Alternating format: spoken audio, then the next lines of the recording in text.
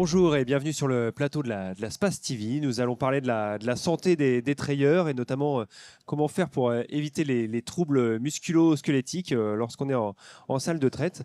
Alors pour en parler, deux invités qui sont avec nous. Sébastien Guillochot, vous êtes à la Chambre d'agriculture de Bretagne, chargé d'études bâtiments et équipements. Bonjour. Et Jean-Louis Poulet, donc, de l'Institut de l'élevage, responsable des projets R&D sur la traite. Donc, tout d'abord, vous avez mené tous les deux un projet d'étude qui s'appelle ErgoTraite pour étudier ces questions. Qu'est-ce que vous avez pu montrer, pu percevoir durant ce projet, Jean-Louis Poulet? Donc effectivement, ErgoTraite, c'est le projet du moment. C'est un CASDAR IP, innovation et partenariat. L'idée, c'est de retravailler avec des partenaires un peu inhabituels sur l'ergonomie, mais aussi l'amélioration fonctionnelle globale à la traite. On n'est pas que sur du biomécanique, on est vraiment sur une approche qui se veut globale. On en discutera peut-être tout à l'heure. On parle aussi de bien-être animal, on parle de confort du trayeur. Et l'idée, c'est tous ensemble de partir d'un constat qu'on a objectivé sur qu'est-ce qui fait qu'aujourd'hui les trayeurs aiment traire ou alors trouvent certaines difficultés dans certaines parties des tâches.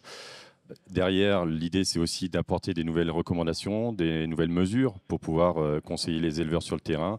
Et ça, ce sera la dernière action qu'on a tout juste commencé, là, qui va être la diffusion auprès des trayeurs de demain, les jeunes qui sont encore étudiants et les trayeurs d'aujourd'hui qui attendent aussi quelques éléments d'amélioration de leur système. Et alors concrètement, vous avez pris des éleveurs, des trayeurs et vous avez mesuré des choses. Qu'est-ce que vous êtes allé regarder? Alors, il y a eu deux phases. Je laisserai Sébastien parler des mesures effectuées. On a commencé par un travail d'enquête pour recueillir auprès des trayeurs d'aujourd'hui les freins et les motivations à cette tâche importante qu'est la traite.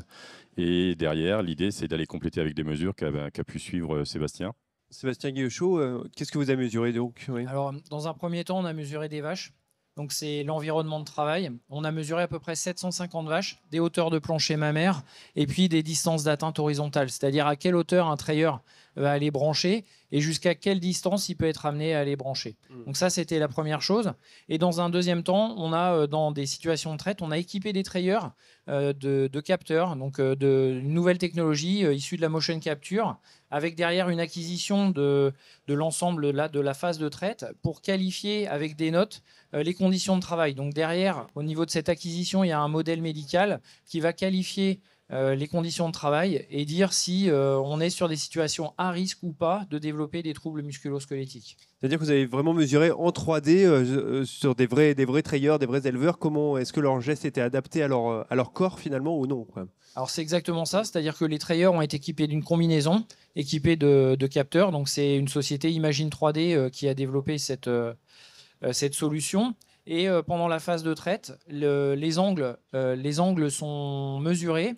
Et on sait que, par exemple, pour l'épaule, le fait d'aller passer sur une hauteur importante, donc c'est un angle important entre le corps et le bras, on va être sur des zones risquées pour le développement de TMS. Donc ça, c'est des choses qui ont été faites. Les trayeurs ont été également suivis par des ergonomes de façon beaucoup plus classique pour observer leur façon de travailler, leur organisation. Et ils ont été filmés. Donc maintenant, il nous reste à analyser ces données et pour mettre en avant les situations qui sont les plus favorables, donner des conseils sur l'ensemble de la chaîne, sur l'ensemble de la filière, aux concessionnaires, aux maçons, aux conseillers bâtiments et aux trayeurs pour bien réfléchir et bien concevoir au mieux leurs projets pour avoir les projets les plus réussis possibles et qui présentent le moins de risques pour la santé sur le long terme. Et vous avez quelques chiffres concrets aujourd'hui, la hauteur du plancher au sol, du plancher de mammaire jusqu'au sol d'une vache, c'est quoi? Est-ce qu'il y a beaucoup de trayeurs qui sont obligés, ou de trayeuses, souvent parfois de petite taille, qui sont obligés de lever assez haut les mains pour brancher les griffes? Oui. C'est exactement ça, c'est des choses qu'on entendait sur le terrain. Avec des primipares, on a mesuré certaines, là sur de la Holstein, on peut être à 82 cm, donc plus de 80 cm entre le sol et le plancher mammaire. Si vous avez une fosse de traite d'1 mètre, vous êtes à 1,80 m de hauteur de plancher mammaire. Pour une femme qui fait 1,60 m, vous imaginez ce que ça fait. C'est 20 cm au-dessus de la tête. C'est 20 cm au-dessus de la tête. La moyenne étant, pour la hauteur de plancher mammaire, à environ 65 cm. On a mesuré en race normande et en race Holstein pour voir, pour caractériser les deux races. Et on a sur des primipares des hauteurs très importantes. Donc ça veut dire quand on réfléchit une installation de traite aujourd'hui, quels sont les éléments à prendre en compte? Je pense notamment, là on en parle, la hauteur du sol par rapport au quai. Et l'idéal c'est quoi? C'est d'avoir le coude à peu près fermé pour brancher? Bah, Oui. l'idéal, c'est d'être sur des zones, donc au maximum avec le coude au corps. C'est dans ces zones-là qu'on a le moins de risque possible pour l'épaule. Et dans tous les cas, des hauteurs d'intervention qui sont inférieures à la hauteur du cœur. Ce qu'on a vu, bien sûr, ben, c'est qu'il faut revoir nos conseils en termes de hauteur de quai parce que les vaches ont augmenté et revoir aussi un peu la conception de certaines salles de traite, notamment en TPA, où il faut remonter les pare-bouses, les coffres pour éviter d'avoir la tête Oui. d'être obligé de passer en dessous. Alors, il y a d'autres questions qui se posent, hein, c'est des questions de risque, de coût, etc. Mais voilà, de remonter pour avoir de la place pour pouvoir intervenir facilement. Oui. Donc ça, c'est pour ce qu'il est des risques musculo-squelettiques, des TMS. Vous disiez aussi que plus on est tendu, plus l'éleveur est un peu stressé ou énervé, plus il a aussi des risques de TMS qui augmentent. Alors au niveau de l'ergonomie, en fait, il va y avoir plusieurs choses qui vont être prises en compte. Il y a des aspects qu'on va dire biomécaniques, c'est-à-dire c'est les hauteurs d'intervention, c'est le poids, c'est les cycles, la répétitivité. Donc par exemple à la traite, le nombre de vaches qu'on a à traire et le nombre de fois où on va traire dans la semaine. Déjà d'alterner, c'est quelque chose qui va permettre de soulager. Et puis après derrière, ça va être l'organisation, c'est l'ambiance générale, c'est l'environnement, c'est la pression qu'on va se mettre ou qu'on va avoir.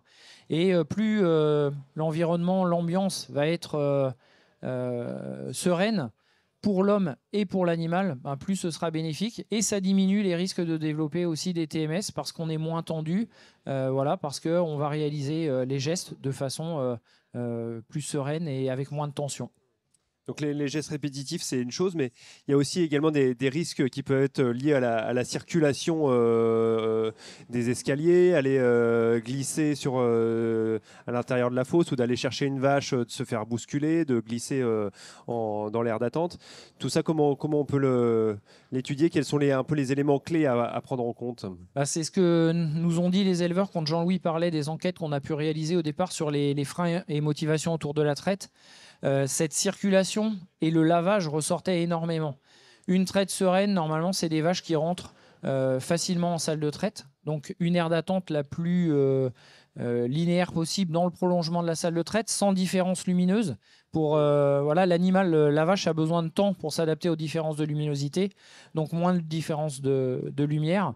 Idéalement une barrière poussante pour éviter à l'éleveur de sortir trop souvent, de s'énerver.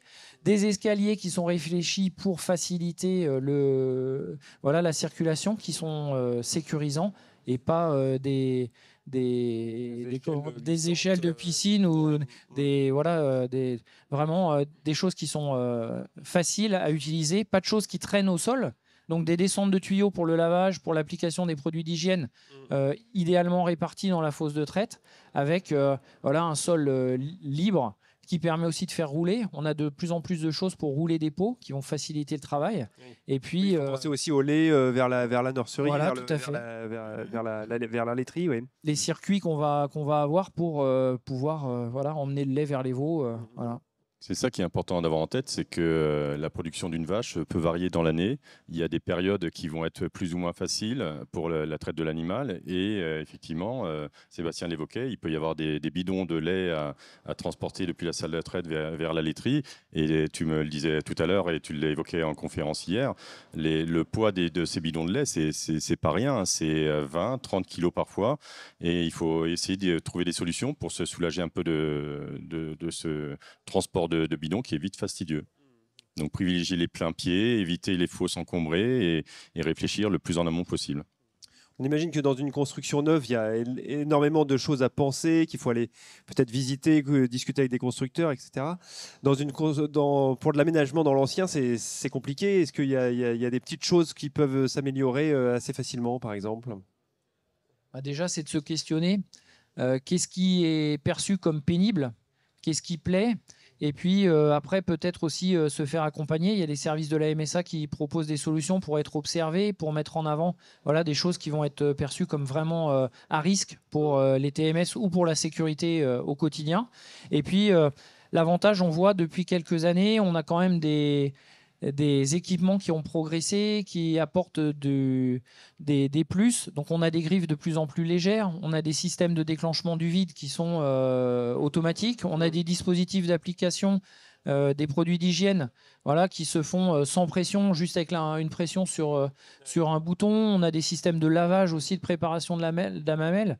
Donc, Et pour éviter les tendinites ouais, qui peuvent être... le gobelet, c'est ce qu'on a vu là sur pas mal de traites, hein, des gens qui mettent dans de l'eau chaude voilà, en hiver parce que c'est des plastiques qui sont assez durs. Et vous ferez le calcul sur un troupeau de 100 vaches, quand, avec 4 rayons, le nombre d'applications, si on fait de l'hygiène en pré-traite et en post-traite, voilà. Donc il y a des choses qui existent, il faut s'y intéresser, il faut prendre du temps, il faut aller voir, il faut se renseigner et ça permet d'améliorer déjà petit à petit le quotidien. Et sur ces solutions qui peuvent être d'intérêt, bien réfléchir aussi au global, hein. On parlait tout à l'heure de l'hygiène. Il faut aussi même se poser la question, quel est le type d'hygiène dont j'ai besoin sur mon troupeau. Et derrière, on parlait des griffes légères. Il y a quand même quelques ajustements du matériel de traite dans les paramètres de fonctionnement qui doivent être réfléchis pour ces griffes qui sont légères, qui vont se comporter différemment. Et parfois, on a des possibilités qui sont tout à fait intéressantes, mais qui n'ont pas été bien paramétrées et qui vont du coup devenir plus néfastes que ce qu'elles auraient dû apporter comme confort de travail. Donc il faut là aussi se faire accompagner potentiellement, alors bien sûr au minimum du vendeur, mais aussi d'intervenants extérieurs. Tu parlais de la MSA, ça fait partie de la cotisation, hein, de pouvoir être accompagné sur ces aspects-là. Il peut y avoir aussi des subventions qui permettent d'accéder plus facilement à certains équipements. C'est dommage de s'en priver. Pour la salle de traite, c'est une chose. En robot également, il y a de la prévention de certains risques à faire. Sur quoi il faut s'intéresser dans l'aménagement d'un robot et de la circulation des hommes autour. Alors là, effectivement, on va pas avoir la pose. Donc, c'est pas le trayeur qui va poser. Par contre, autour, on va avoir du lavage, on va avoir de la circulation. On va mettre des animaux de côté et à part.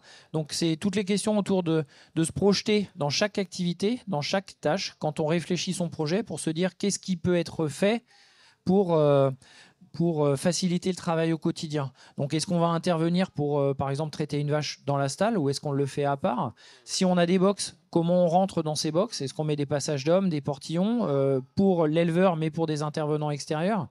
Et puis, comment on cure, voilà, tout l'ensemble des tâches, de se projeter sur chaque tâche, de faire des plans, d'aller faire des visites pour essayer d'obtenir le résultat le plus abouti, ce qui convient à la situation actuelle et puis éventuellement à des évolutions, etc., pour avoir quelque chose aussi d'évolutif. Et puis à penser peut-être qu'on n'aura pas toujours 20 ans aussi, quoi.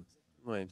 Et puis on est de plus en plus avec des collectifs de travail. Il faut essayer d'avoir une réflexion globale avec les différents intervenants potentiels. Des tailles de trayeurs très différentes. Potentiellement, ça peut être ça. Alors d'ailleurs, ça peut amener à des réorganisations complètes de la traite liées à ces divergences de taille qu'il peut y avoir. On a des solutions qui peuvent permettre d'adapter le système de traite à la taille du trayeur. Mais si 2 trayeurs sont en même temps sur le même système avec des tailles forcément différentes, il n'y a pas de solution miracle. Alors on passe. Bloquer chacun. Ça pourrait éventuellement s'imaginer, mais il y a toujours des rattrapages de niveau qui sont plus ou moins scabreux. Il faut quand même y faire très attention. Donc des fois, le matériel ne sera pas forcément la solution. Ça peut être la réorganisation du chantier de traite qui peut vite le devenir.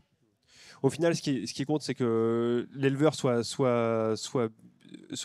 et son bien-être aussi, comme celui de l'animal, comme celui de la vache, au moment de la traite, avant et après la traite.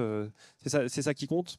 C'est ça qui compte, c'est avoir des trayeurs qui descendent dans la salle de traite avec le sourire et qui en ressortent tout pareil. Et quelque part, il y a une notion de one welfare à la traite. Si la traite se passe bien pour l'animal, il y a de fortes chances qu'elle se passe bien pour le trayeur et réciproquement.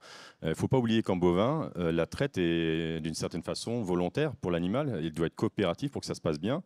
Et si l'éleveur est tranquille, ne hausse pas le ton, ne pousse pas violemment les animaux, alors ce qu'ils font rarement, mais sous l'agacement, ça peut peut-être arriver, là, ça va devenir plus compliqué. Donc, on a tout intérêt à garder une atmosphère sereine. Voilà. Les vaches ne donnent pas leur lait, ça dure plus longtemps. Il y a besoin peut-être de préparer un peu plus longtemps aussi. Tout ce qui va être le plus simple va être à privilégier. Et quand on a du lait qui part directement en tank, c'est satisfaisant, ça va participer à l'ambiance globale. Quand on a des mammites à gérer, c'est beaucoup moins gai pour tout le monde et ça devient vite plus complexe à envisager. Et puis, c'est ce que disait Sébastien, derrière, les TMS arrivent d'autant plus vite qu'on est fatigué physiquement, mais aussi psychologiquement. Eh bien, merci à vous deux, Jean-Louis Poulet et Sébastien Guillochot. Puis vous pourrez retrouver prochainement les évolutions du projet Ergotraite sur l'Institut de l'élevage et les chambres d'agriculture de Bretagne. Merci. Merci à vous.